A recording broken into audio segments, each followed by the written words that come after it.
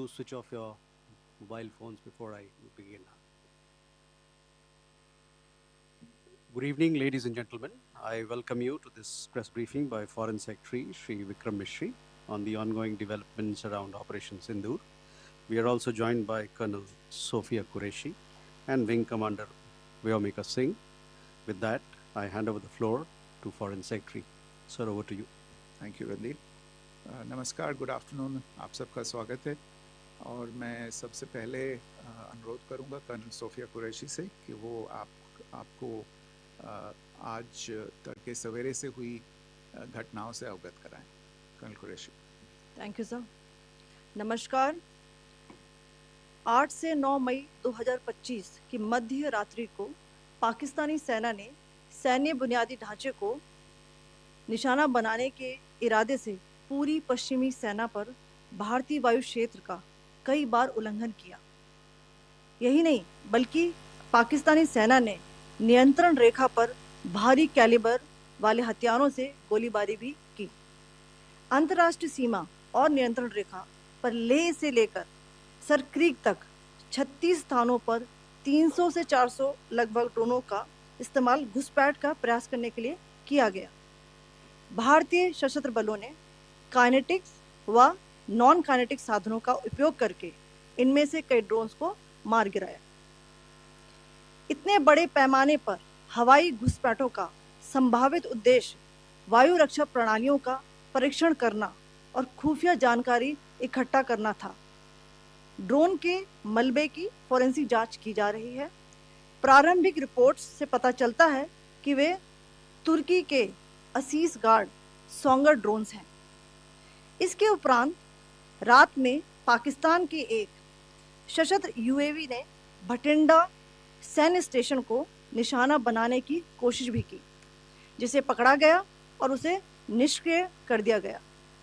पाकिस्तानी हमले के जवाब में पाकिस्तान में 4 हवाई रक्षा स्थलों पर सशस्त्र ड्रोन्स लॉन्च किए गए। इनमें से एक ड्रोन एडी रडार को नष्ट करने में सक्षम रहा।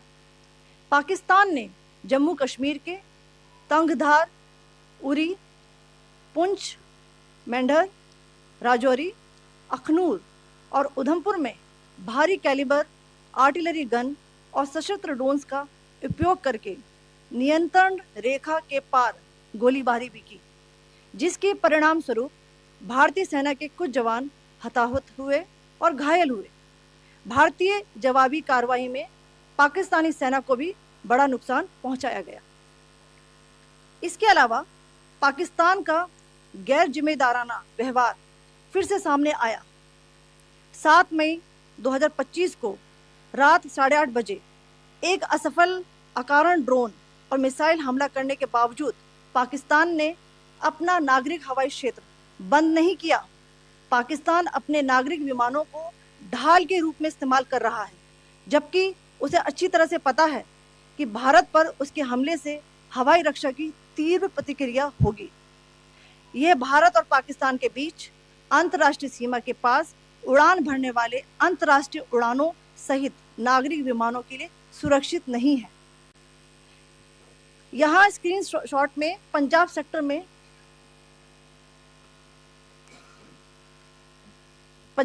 में हाई एयर डिफेंस अलर्ट स्थिति के दौरान एप्लीकेशन फ्लाइट रडार 24 का डेटा दिखाया गया है।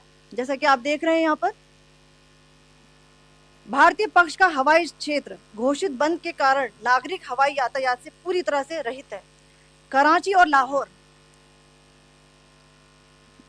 के बीच के हवाई अड्डे मार्ग पर नागरिक एयरलाइंस उड़ान भर रही है।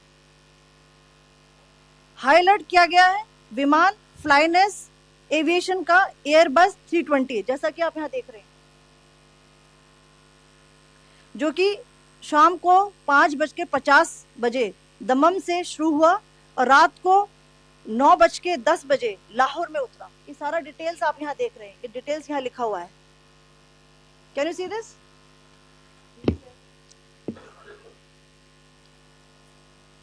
भारतीय वायुसेना ने अपनी प्रतिक्रिया में काफी संयम दिखाया और इस प्रकार अंतर्राष्ट्रीय नागरिक विमान सेवा की सुरक्षा सुनिश्चित की।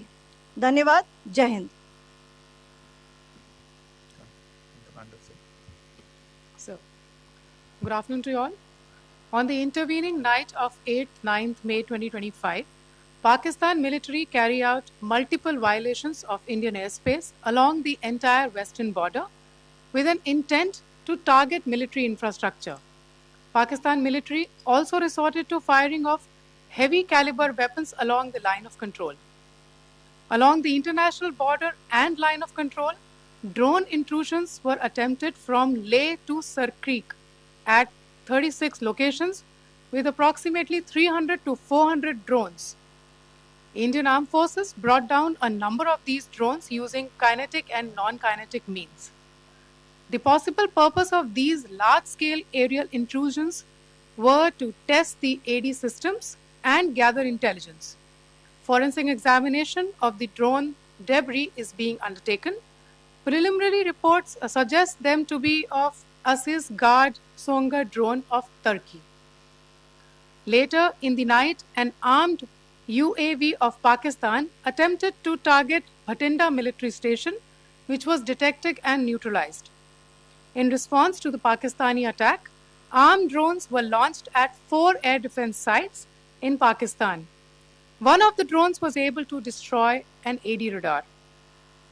Pakistan also carried out artillery shelling across the line of control using heavy caliber artillery guns and armed drones at Tangdhar, Uri, Poonch, Mendhar, Rajouri, Akhnur, and Udhampur in Jammu and Kashmir area, which resulted in some losses and injuries to Indian Army personnel. Pakistan Army also suffered major losses in Indian retaliatory fire. Additionally, Pakistan's irresponsible behavior again came to fore. Pakistan did not close its civil airspace despite it launching a failed unprovoked drone and missile attack on 7th May at 8:30 hours in the evening. Pakistan is using civil airliners as a shield, knowing fully well that its attack on India would elicit a swift air defense response. This is not safe for the unsuspecting civil airliners, including the international flights, which were flying near IB between India and Pakistan. The screenshot we just showed and we shall share with you, it shows the data of the application Flight Radar 24 during a high air defense alert situation in the Punjab sector. As you have seen, the airspace on the Indian side is absolutely devoid of civil air traffic due to our declared closure. However, there are civil airlines flying the air route between Karachi and Lahore. Amongst the other civil aircraft that you can see, we have highlighted an aircraft which is Airbus 320 of Flynas Aviation, which was originated from Dammam at 1750 hours and landed later at Lahore at 2110 hours in the night. Indian Air Force demonstrated considerable restraint in its response, thus ensuring safety of international civil carrier.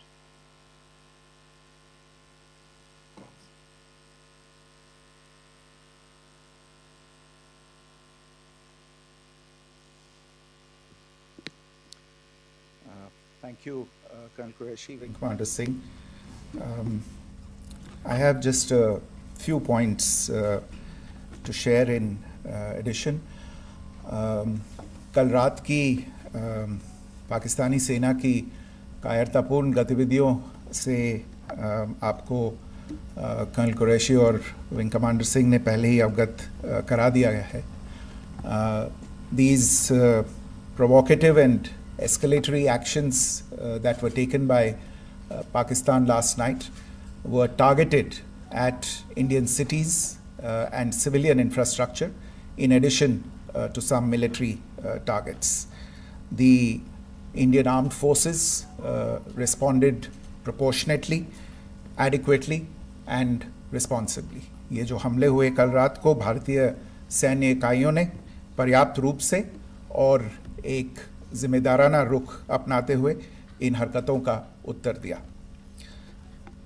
What I want to underline is that the official and blatantly farcical denial of these attacks that Pakistan carried out by the Pakistani state machinery is yet another example of their duplicity and the new depths that they are plumbing in their quest for disinformation.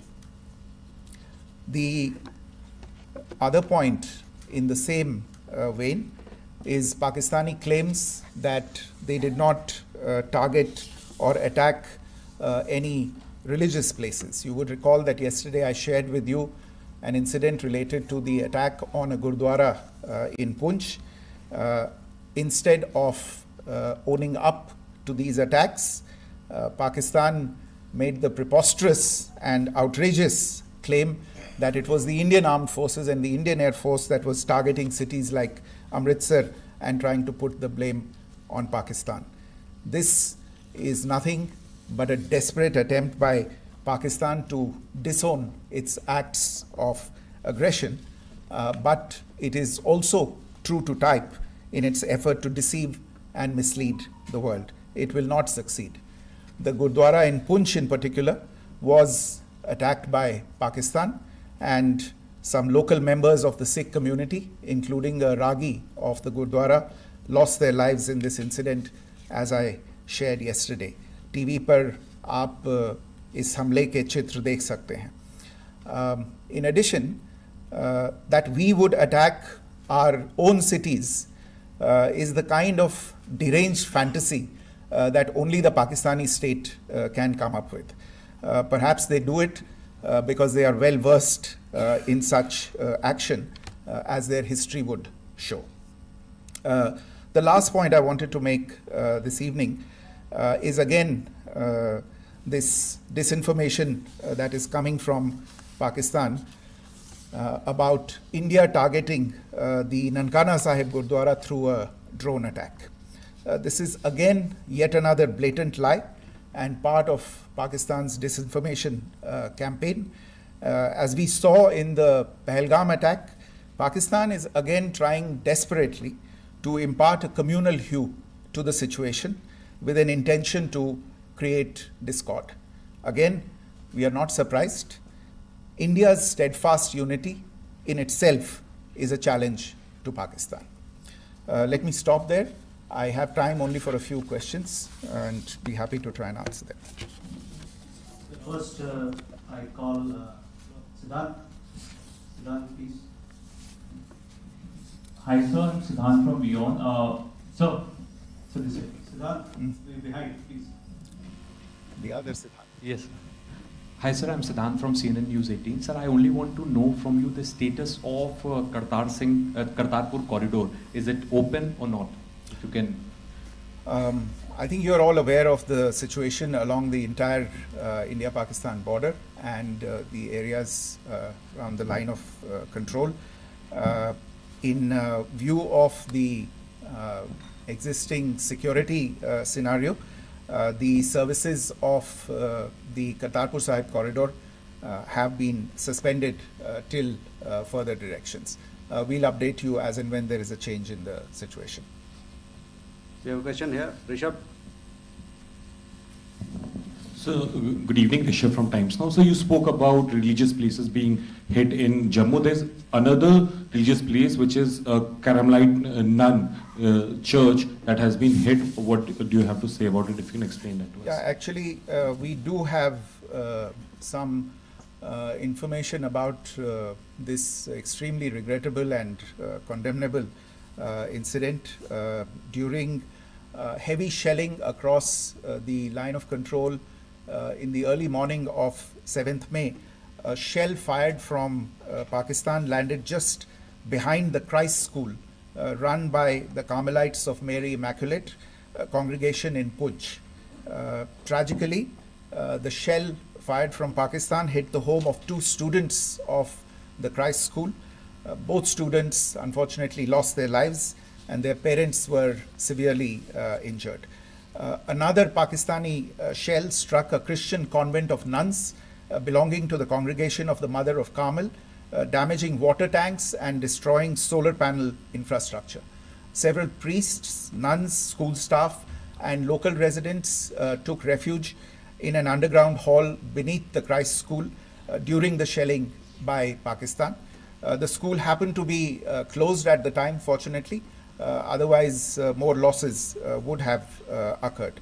Again, we have seen the Pakistani side targeting and shelling places of worship with a particular design. This includes gurdwaras, these convents and temples. This is a new law even for Pakistan. You have a question here, Pranay? Sir Pranay Upadhyay Amar Ujala से। Sir कल आपने इसी podium से पाकिस्तान के IMF bailout को लेकर और Indus water treaty को लेकर जो टिप्पणी की थी उसकी पाकिस्तान में काफ़ी तीखी प्रतिक्रिया भी आई, और उसके बाद हमने देखा कि पाकिस्तान की तरफ से किस तरीके से लेह से लेकर भुज तक पूरी बॉर्डर के ऊपर जो इन्वेजन था वो किया गया।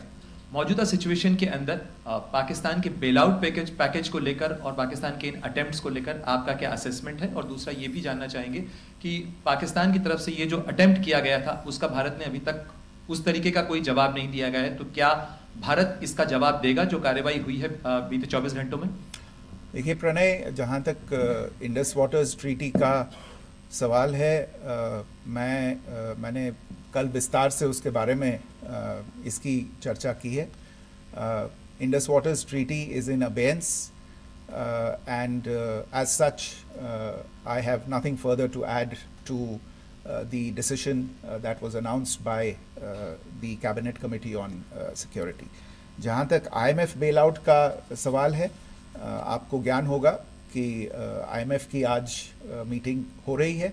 हम वहाँ पे अपना पक्ष रखेंगे और जो हमारा मत है इन चीज़ों को लेके वहाँ पे साझा करेंगे दूसरे मेंबर्स के साथ। ये बोर्ड पे निर्भर है कि वहाँ पे क्या निर्णय होता है। और जहाँ तक जो कार्रवाई हुई है उसका जवाब देने का जो आपने जो प्रश्न उठाया है, जो आज ब्रीफिंग हुई है, जो आपको सूचना मिली है, मैंने भी कहा है कि जो आज सवेरे तड़के सवेरे जो गतिविधियाँ हुई, भारत ने उनका एक जिम्मेदाराना पूर्ण तरीके से और एक पर्याप्त तरीके से उसका जवाब दे दिया है। सिद्धांत? Hi sir, Siddhant from Vyomika. Sir, the External Affairs Minister has spoken to many of his counterparts around the world. Yesterday he spoke to the US Secretary of State Marco Rubio. So what were the key areas of conversations during that call? Yes, the minister had a conversation with the US Secretary of State. As you can imagine, the focus of discussions was the terrorist attack in Pahalgam and the response that India mounted after that on the 7th of May. The Secretary of State shared his thoughts on these developments with the minister.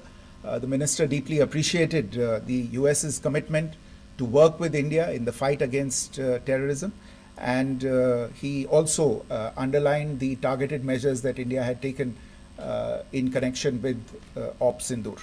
The minister also underlined that India would firmly counter any attempts at escalation from there. But in follow-up to that, as you are aware, there have been a number of other conversations. The minister had a conversation with the UK Foreign Secretary, David Lammy, today. There too, the discussion centered around countering terrorism, for which there must be zero tolerance. And I understand just a short while ago, the External Affairs Minister has also spoken to the Foreign Minister of Norway, Espen Barth Eide, which was also focused on recent developments stemming from the terrorist act in Pahalgam. One last question, Sudhi. Sir, Foreign Secretary, thank you for doing this. Sudhi Ranjan from Bloomberg. Foreign Secretary, India had struck Bahawalpur the other day, which is also connected with the murder of one of us, journalist Daniel Pearl. If you could give us an understanding of what exactly are the reports that you're getting. You're right. Bahawalpur is the headquarters of the Jaish-e-Mohammed terrorist group that is proscribed by the United Nations. Its leader, Maulana Masood Azhar, is a proscribed individual. It is, you brought up the connection with the tragic death or killing of Daniel Pearl. of the Wall Street Journal. The Jaish-e-Mohammed was in some way directly or indirectly responsible for the death of Daniel Pearl. But the real connection is through Ahmed Omar Saeed Sheikh, the British Pakistani jihadi who was held in India but was finally released in 2000, and he was the person who lured Daniel Pearl to his eventually leading to his murder. So these are all obviously connected figures, connected individuals, connected institutions, and the attack on Bahawalpur, on that facility of the Jaish-e-Mohammed in Bahawalpur is, I would imagine, a fitting part of this unfortunate incident. Thank you all. Thank you, sir. With that, we come to the closure of this press briefing. Thank you very much.